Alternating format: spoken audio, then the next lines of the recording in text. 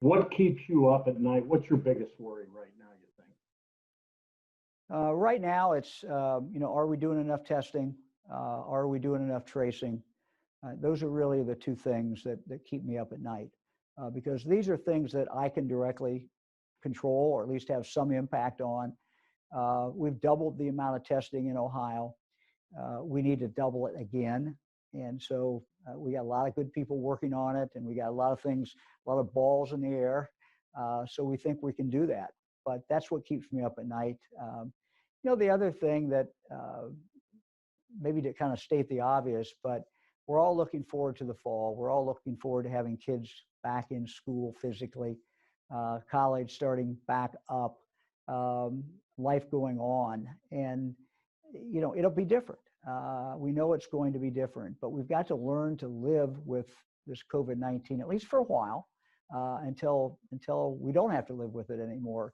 But it really, what we all do kind of collectively in the next 30 days is going to determine what that fall looks like. One thing I've heard from my neighbors and people I talk to, and if you watch the national news early on in this, there was mixed messages with the masks.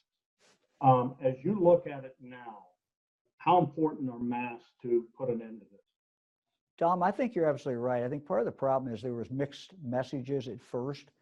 The guidance that was coming out of the CDC, certainly a little different than now. I think we've learned a lot more. I think one thing we didn't really realize as scientists and the medical professionals didn't realize at first was that so many people can walk around and have this stuff and be contagious and spread it, and they have no idea they have it. They have no symptoms. And now knowing that there's no warning sign for sometimes that you could have it and you don't know it. The importance of wearing masks, I think, is reemphasized by that fact. And it's not just the mask, it is the distance. That scientists now think that most of this is really spread by the air. You're talking, you're giving a speech, you're singing, you're doing something, and it's going out. And so trying to keep a distance, putting that mask on, both sides having a mask on.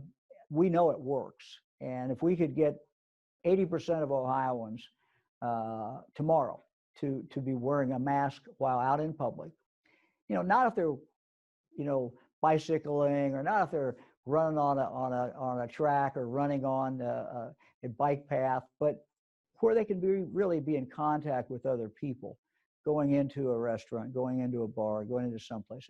If 80% of the people, 75% of the people would wear a mask, we would really knock this thing in the head really, really hard. What do you think school's going to look like in the fall? I know schools are working very hard. We've given them some guidelines from a health point of view and from an education point of view. I would love to see all kids back in school full time. But we have school districts that have different circumstances. 630 some school districts. Some are very rural, some are right in the city, some of them, are in the suburbs. And we have a long tradition in Ohio of allowing schools to determine a lot of things that they do. They got to follow basic standards, but we give them a lot of flexibility. And so I know schools are working on this right now, coming up with different plans. The one thing we ask schools to do is come up with alternative plans. If you're going to go back to school, everybody in class, that's great. But at least have a fallback position in case we get a second wave of this coming through. And I think all schools are doing that. They're doing alternative plans, and they're working very, very hard at it. How much do you worry? No one wants to see a shutdown again. Do you worry about that? Well, I'm very worried about the recent spikes. When you look at what's going on in Franklin County, for example, Fairfield County, other counties, I worry a lot about, and the data is not good. The trend lines are in the wrong direction, but I have hope, and I'm an optimist. Fran says anybody with 8 kids by definition is an optimist. So Fran and I are optimists. We look to the future, and I know that we can do this. Ohioans, for the first few months, really controlled this virus.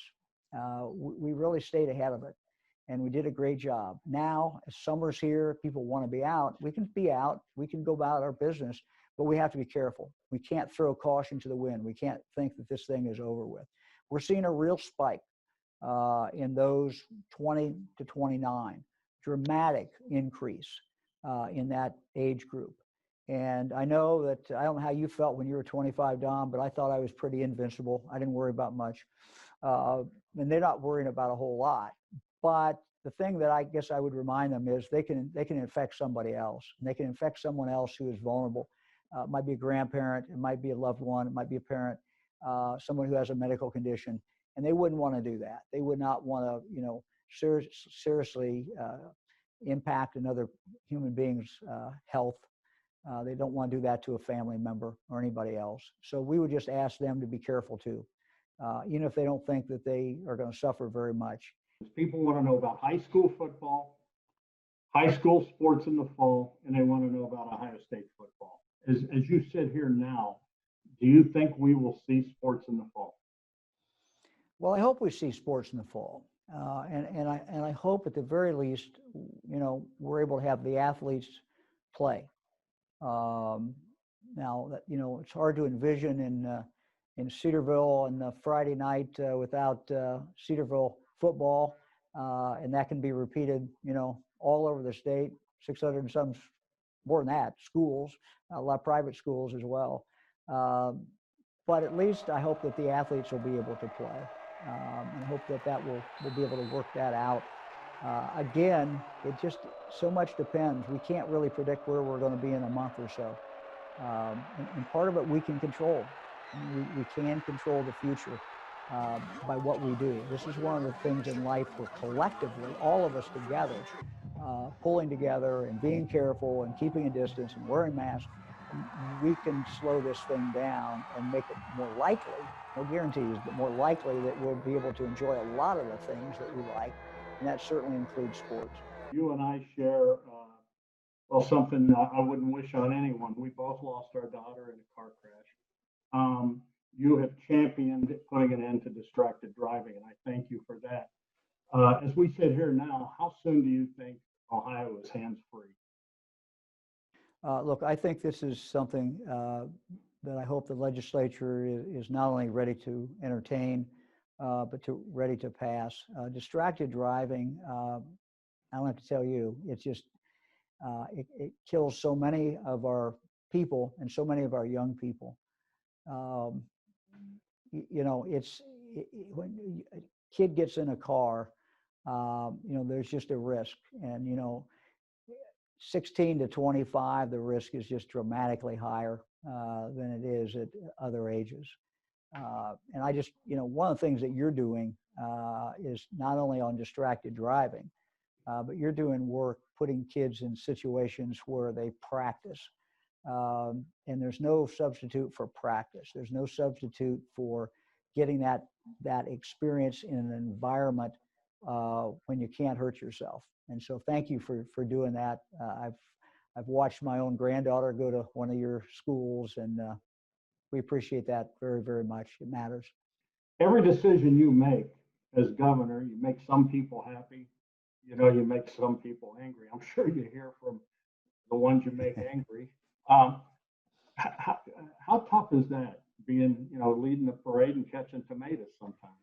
Well, that goes with the job, Dom. I mean, that's what I signed up for. I didn't sign up for COVID-19. I don't think anybody knew that was coming. But, you sign up to make decisions, and you know that you're not always going to make people happy. I think, some of the most gut-wrenching things about making decisions through this COVID-19 is that many times there are absolutely no good choices. I just give you an example that just tears at my heart. And we still continue to struggle with, and that is we closed all the nursing homes.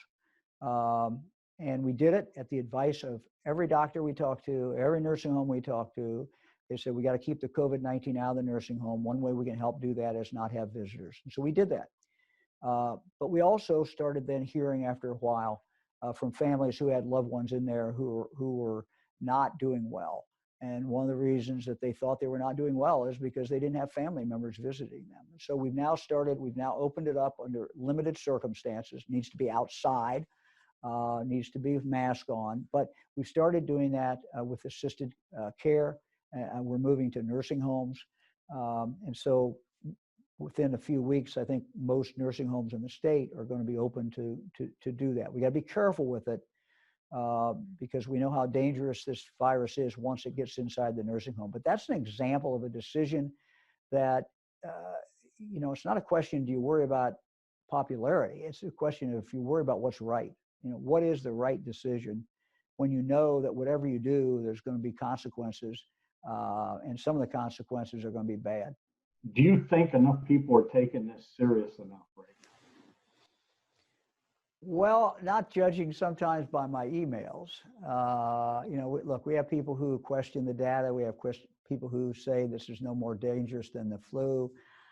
Look, I don't know. I would just simply tell them to watch the news, watch you guys at night and see what you report from Texas, see what you all report from Arizona and Florida. Think back of what we saw in Italy. Think of what we saw in New York. This is not a benign disease. This is not anything that's friendly at all. This is a monster. And this monster grabs hold of people and takes some of them to hell. Literally, I mean, they go through this even if they live, they just go through this horrible, horrible experience. And so we're seeing it spread. We're seeing it in the counties that I've indicated. If your county is red, you've got significant spread that's going on. It is dangerous for you not to be careful.